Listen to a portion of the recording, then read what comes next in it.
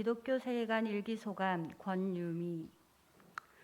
올해 초 저의 머릿속은 온통 왜 하나님은 티끌처럼 살다가 허망하게 죽을 인간을 만드셨을까? 만약 죽은 후 천국이 없다면 아무것도 기억하지 못하고 아무것도 없는 무의 세계였으면 좋겠다라는 생각에 집중되었습니다. 그러다 문득 천국이 없다면이라는 생각을 가지고 있다는 자체가 천국의 존재를 믿지 않는 나의 실제 마음이라는 것을 인정해야 했습니다. 집중하면서 써야 하는 성경 쓰기는 이런 생각을 잠깐이라도 멈출 수 있는 좋은 방편이었습니다. 3월 마태복음을 필사하던 중에 마태복음이 천국에 대한 예수님의 말씀으로 가득 차 있다는 사실을 발견했습니다. 이전에 마태복음을 읽거나 설교를 들었을 때는 그것을 인지하지 못했다는 것이 신기할 정도로 말이죠. 하나님께서는 예수님께서 직접 전하신 천국 복음을 믿지 않은 것에 대한 회개의 마음을 주셨고, 더불어 천국에 대한 확신과 마음의 위안을 주셨습니다. 그러던 중에 셀 리더로부터 기독교 세계관 성경 공부에 같이 참여하자는 제안을 받았습니다. 마태복음을 통해 성경으로 말씀하시는 하나님을 만나지 않았다면 어쩌면 거절했을지도 모릅니다. 그때까지 기독교 세계관 책을 구입하지 않은 상황이라 저는 책의 내용을 전혀 알고 있지 않았습니다. 기독교 세계관 성경 공부 첫 수업을 준비하기 위해서 일과의 내용을 읽으면서 우주 만물을 창조하신 것에 하나님의 목적이 있다는 본문 내용에 숨이 멎을 것 같았습니다.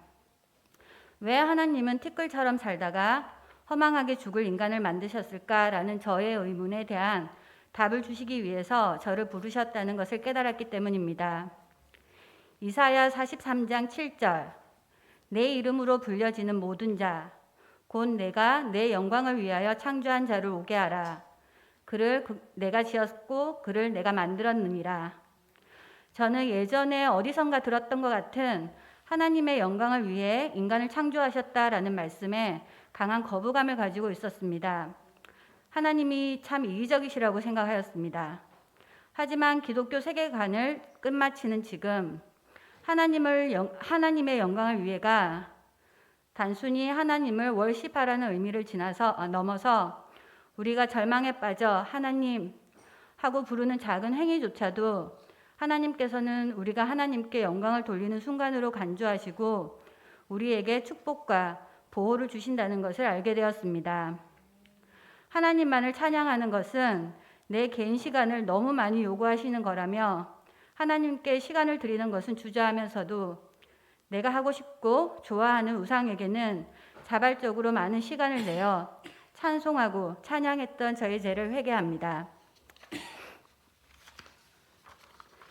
기독교 세계관 성경 공부를 통해 그전까지 알지 못했고 궁금했던 하나님께서는 왜 아벨의 예배는 받으시고 가인의 예배는 받지 않으셨는지를 알게 되었습니다. 창세기 4장 4절 5절, 아벨은 자기도 양의 첫 새끼와 그 기름을 드렸더니 여호와께서 아벨과 그의 제물은 받으셨으나 가인과 그의 제물은 받지 아니하신지라. 하나님은 예배자의 삶과 예배자의 제물 모두를 중요하게 생각하십니다. 가인의 예배에는 예배자의 삶이 빠져 있었습니다. 저 또한 제 삶의 많은 부분이 예배를 향하지 않고 있음을 외면하면서 살아왔습니다. 아이러니하게도 저의 삶이 제가 제 삶을 내가 원하고 좋아하는 것에 목표를 두고 살아온 것에 대해 회개한 후에 하나님께서 제일 먼저 하신 일이 제가 가장 자신 없어 하는 곳, 성가대에서 하나님을 섬기게 하신 것입니다. 지난 주일 성가대 첫 연습을 시작으로 그날 오후 이동하는 차 안과 저희 집안은 처음으로 찬양이 하루 종일 울려 펴졌습니다. 지난 한 주 동안 제가 평상시에 하던 대부분의 일상들이 거의 멈춰지고 아침부터 저녁까지 제가 가장 많이 한 일이 찬송 듣기와 찬송 부르기였습니다. 제가 알지 못하는 사이에 하나님께서는 저의 일상을 예배자의 삶으로 바꾸어 놓으셨습니다. 하나님께서 하시는 일을 저는 알 수 없습니다. 하지만 믿음으로 갑니다. 이해할 수 없을 때라도 순종하며 갑니다. 내가 바라던 길이 아닐지라도 라는 찬송가의 가사처럼 하나님께 감사함으로, 자원함으로, 기쁨으로 순종하면서 나아가겠습니다. 감사합니다.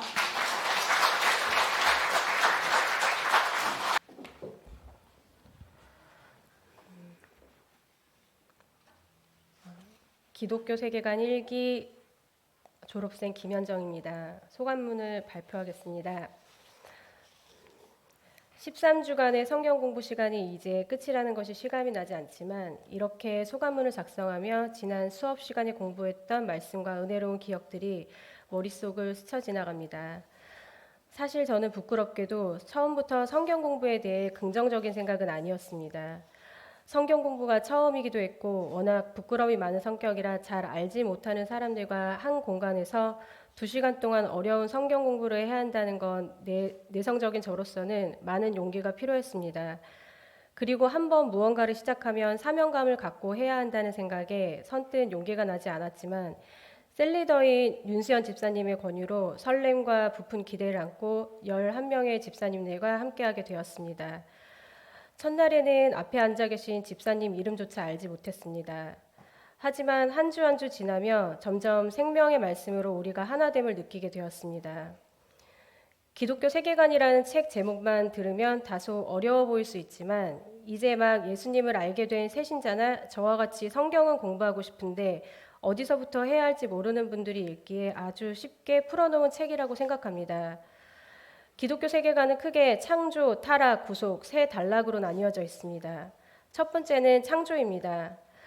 하나님은 질서 속에서 우주 만물 그리고 인간을 창조하셨습니다. 하나님이 우리를 만드신 것은 하나님의 목적이 있는 것입니다. 만약 우리의 삶이 목적이 없다면 어떨까요? 살아가는 내내 상실감과 허무함을 느끼게 될 것입니다. 우리가 살아가는 삶의 목적은 오직 주의 영광을 위해서입니다. 우리 인간의 최종 목적은 안식입니다. 우리는 창조주 하나님을 인정하고 우리를 구원하신 예수님께 감사하는 마음으로 예배를 드려야 합니다. 두 번째는 타락입니다. 하나님은 모든 것을 다스리라고 인간을 창조하셨는데 사탄의 거짓말에 속아서 죄를 범해서 영원히 죽을 수밖에 없는 존재가 되었습니다. 죄의 시작은 하나님을 두려워하지 않는 것에서 비롯됩니다. 우리는 평생을 죄를 지으며 살아갑니다. 그러나 우리는 죄에 대하여 회개하고 인정해야 합니다.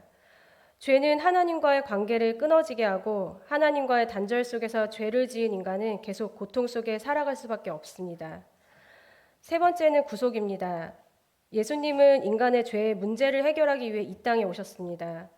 그리고 십자가에 달려 우리를 대신해서 형벌을 받으시고 우리들을 새롭게 하실 수 있는 구속을 이루셨습니다. 거듭남은 다시 태어난다는 뜻입니다. 거듭남은 인간의 노력으로 될 수 없는 것입니다. 오직 하나님께서 역사하셔야 가능합니다. 예수님께서는 구약의 예언대로 오셔서 모든 말씀을 다 성취하시고 온 인류의 구원을 베풀어 주셨습니다. 우리가 예수님과 동행하는 삶이 얼마나 행복한지 깨닫게 되는 게 진정한 구원입니다. 저는 교회에 다닌 지 오래되었지만 정말 부끄럽게도 성경을 자세히 알지 못했습니다. 하지만 이번 성경 공부 시간에 배운 말씀은 내 안에 해결되지 않는 의문들의 해답을 주었습니다. 교재 안에 적힌 말씀으로 인해 내 스스로를 돌아보고 나의 믿음이 아직 많이 부족함을 깨닫게 되었습니다. 13주 동안 함께한 기독교 세계관 1기 집사님들 같이 공부하고 함께 책 나눔하며 교제한 시간들이 저에겐 귀한 추억이 되었습니다. 지금까지 우리가 공부한 말씀들이 우리 신앙의 초석이 되고 삶의 지혜가 되고 또 복음의 통로가 되어 100배의 열매 맺기를 소망합니다. 그리고 모든 그리스도인의 신앙의 길잡이가 될 수 있도록 기독교 세계관을 집필해 주신 김고현 목사님 감사합니다. 마지막으로 기독교 세계관 1기의 대부분 집사님들이 일하는 직장인임에도 불구하고 교육을 받을 수 있도록 귀한 시간을 허락해 주시고 한 명의 낙오자가 생기지 않도록 인도하여 주신 주님 감사합니다.